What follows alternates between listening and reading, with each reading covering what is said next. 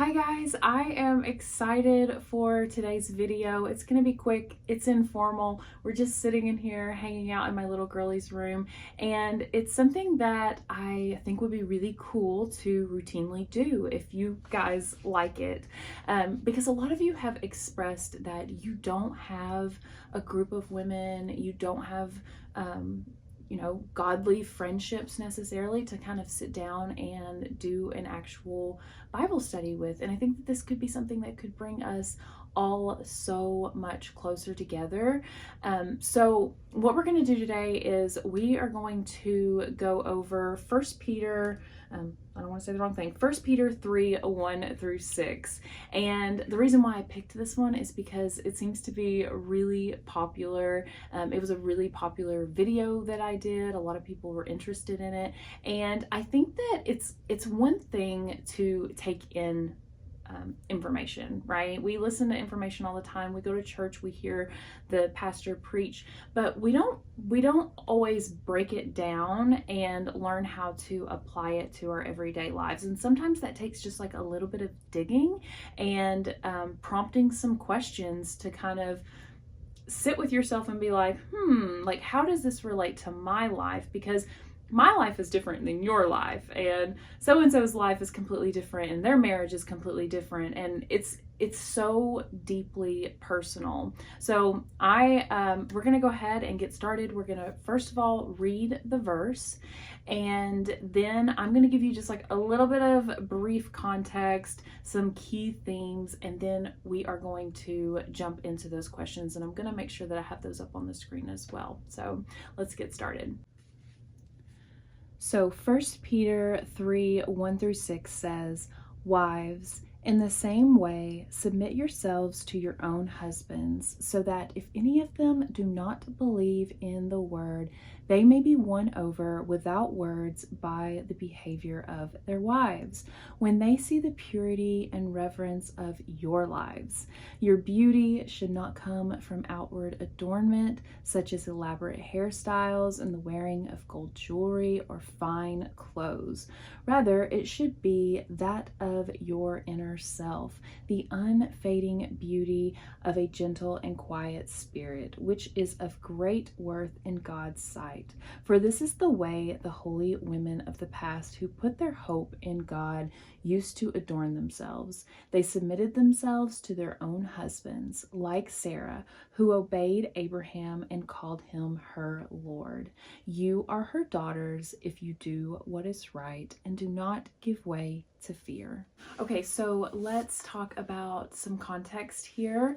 I'm going to use my cheat sheet because this is supposed to be informal. This is supposed to be as if you and I were sitting down together and having some coffee. So I'm not going to be super hard on myself or formal about it. So the context: Peter's audience included believers facing trials and persecution. He encourages them to live godly lives with a special message for wives, us, to model Christ-like behavior. And so there are three themes that we see here. The first one is submission and influence. Peter urges wives to submit to their husbands with the hope that their behavior will influence non-believing husbands toward faith. Number 2 is all about inner beauty. Focus on inner qualities like a gentle and quiet spirit, which God values so much more than our outward appearance.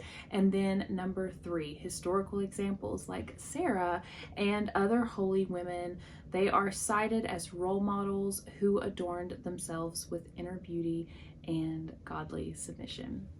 So we know the context of it. Now I'm going to read some questions out loud.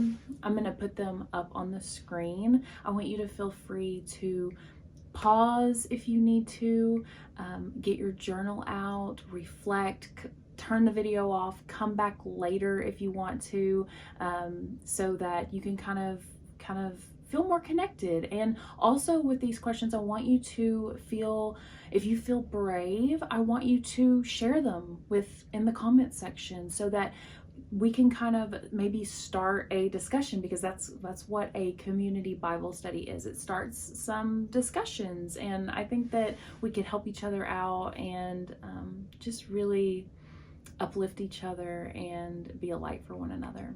Question number 1 is, what does it mean to submit to your husband in a modern context? Question number 2, how can a wife's behavior influence her husband's faith according to Peter? Question number 3, why does Peter emphasize inner beauty over outward appearance? Number 4, how can we cultivate a gentle and quiet spirit in our daily lives?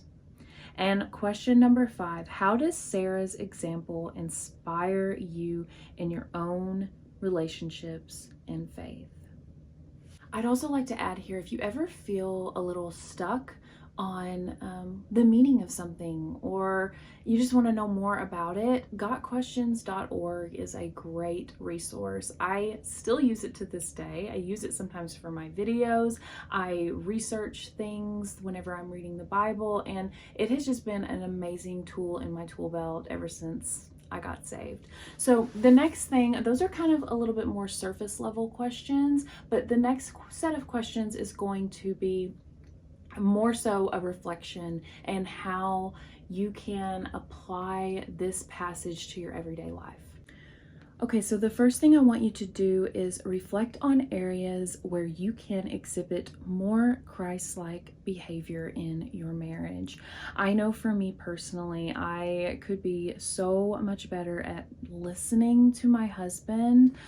Sometimes I'm just really tired, and he'll be talking about something and it's something that I don't really know anything about, and I can feel myself checking out, like not being fully present with him. But obviously it's something that is important to him, or he wouldn't be sharing that information with me. So I really want to work on being better about giving him my full attention, because it's what he deserves.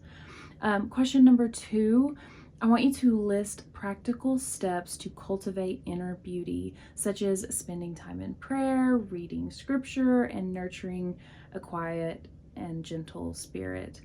I think for me personally, I could just work on saying less. I say this all the time, but it really is the truth. The more we talk, the more we sin, right? So I would just like to be working on listening more and saying less altogether. So I guess listening is at the top of my list right now. And the last reflection is to identify women in your life or in history who exemplify the qualities described in this passage, and discuss how you can learn from them. I have 2 beautiful Titus 2 women in my life who are a massive influence on me. They are so funny, they're kind, they're gentle with their words, and you can just tell that they truly fear the Lord in the most healthy way. And that is like the first step to wisdom, is fear of the Lord. And so even though they're so much older and wiser than me, though, they never give me that feeling like they're better than me, or just like sometimes it can feel that way, right? When someone has so much more wisdom than you, but they're always open to hearing from me, and they treat me as if they can learn something from me. And I haven't even been walking with the Lord half as long as they have, and so they've just been a really big blessing to me. Guys, please let me know what you think about these quick little Bible studies. Do you like this type of format? Would you prefer just the questions and the verse with like a quick little voiceover to maybe even make it a little bit quicker? Are there certain passages that you would love to do a study on? Give me some feedback here. Let me know what you all think. And Lord willing, I will see you all at the next video. Bye.